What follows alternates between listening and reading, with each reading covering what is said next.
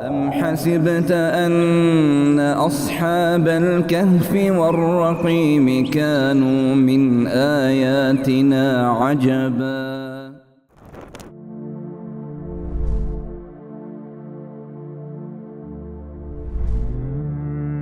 This is the knowledge. And the last thing I think we'll is I want to add in the list is gratitude.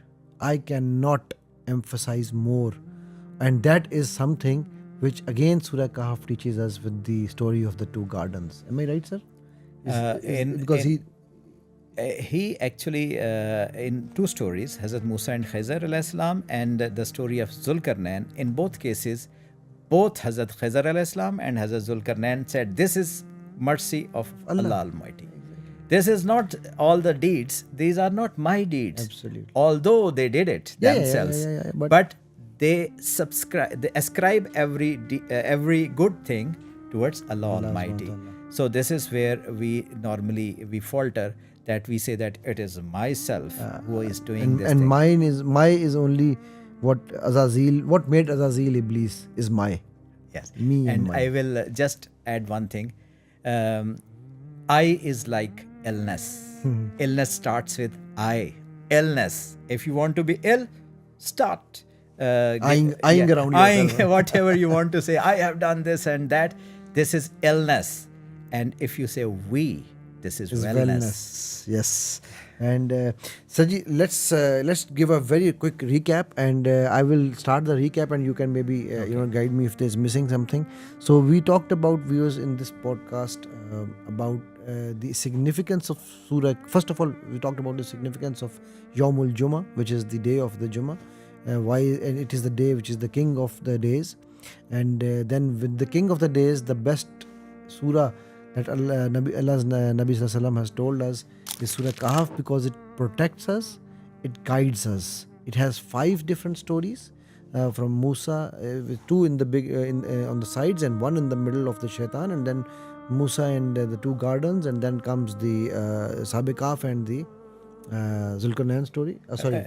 Sequence again. Sorry, I mixed the sequence. In the center, Yes. it is the story of Satan, because this is only place in entire Quran that we come to understand that Shaitan was amongst the jinns. Wherever Allah has said, it is said that Allah ordered them to prostrate, and all prostrated except Illa Iblis. So over here in this Surah Mubarakah, in the center of this Surah Mubarakah, Allah tells us the story of Iblis, he rebelled because he was from the amongst the jinns. So 2 stories in the beginning. One is story of the people of cave, and the name, mind you, the name of the surah is Al-Kahf. That story even is not ordinary story. Nothing is ordinary in Quran. We'll have a separate setting, because Kahf story is beautiful story. Yes. And that there's a lot of learnings in that, but I think we'll have to have a separate sitting on that. So people of the caves, that story, then the story of the man with two gardens of the grapes. Then in the center is the satanic story, and then the stories of the elites, Hazrat Musa and then story, comes the and then Hazrat Zulkarnain story. And that is a progression, I would say, that you start with one thing and you end up with the extreme perfection, the best of the lot. The Zulkarnain story is the one which has taught us how to raise your bar, how to raise your level, make yourself technologically the best. I always quote, sir, one of the things that Nabi Sallallahu Alaihi Wasallam sent a team of Sahaba to go to Yemen to learn how to make manjanik. I don't know what you call manjanik in English. It's your military catapult. Yes. Okay, we'll call it catapult. It's not actually a catapult, but So the people in Yemen were not Muslims. Cannons. Okay. They were not Muslims, but they had the knowledge, and there's no harm in learning. And other languages. Another languages. Yes. So there is no harm in learning. That's why I said knowledge is the key that we must adopt to open any door that we want. And so that was these are the 5 stories that we discussed. Then we actually delved into the 3 eras of Yajuj and Majuj. Apparently what Colonel Saab's finding is, and he's written that in this book also, that we are already in the 3rd era of Yajuj and Majuj. So it's a time of concern. It's a time of panic, I would say, in that sense that we need to raise our levels. Raising we need the to ante. protect. We need to raise. protect our imams. We cannot sleep. We cannot sleep. Yeah. Yes. We don't we don't have time to waste now. Yes. Right. And then we talked about the story of Zulkarnain, how he made that wall, how he melted copper 1400 to 1600 degrees, metal iron 1800 to 2000 degrees. So how did he do that? Of course, that is called technology. We are talking about today. I think today even we cannot make pyramids with all the technology available to us. So there were people who were like Ad or Samud. We cannot cut the mountains and carve them like that. So there were people who were before us they were stronger than us. They were stronger than us. Yes. They were technologically advanced than us. So we need to have our technology. And I think today's technology is knowledge, by the way. If you have the knowledge, you have the power.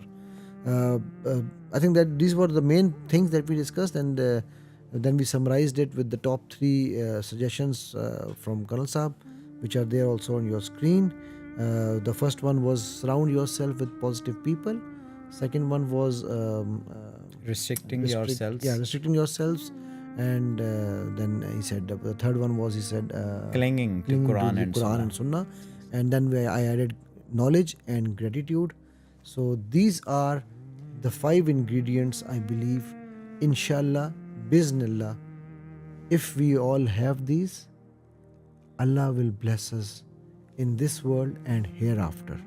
And while going, we'll just, before I say Assalamu alaikum, let's make our regular dua that we always make, that may Allah subhanahu wa ta'ala make us amongst those who will drink from Nabi Sallallahu Alaihi Wasallam's hand the Hawd-e-Kauthar.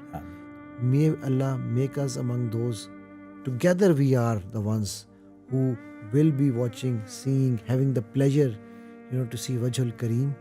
May Allah subhanahu wa ta'ala accept everything that we have done and make it ilman nafi for us. Very important. Allahumma inni as'aluka ilman nafi'an wa rizqan tayyiban wa amlan mutakabbila. So viewers, I will say thank you, sir, to you, and thank you to Colonel Ashfaq, sir. Thank you very much for this amazing podcast. Wa iyyak. And inshallah, we'll see you soon, someday, sometime, very soon. Assalamu alaikum wa rahmatullahi wa barakatuh.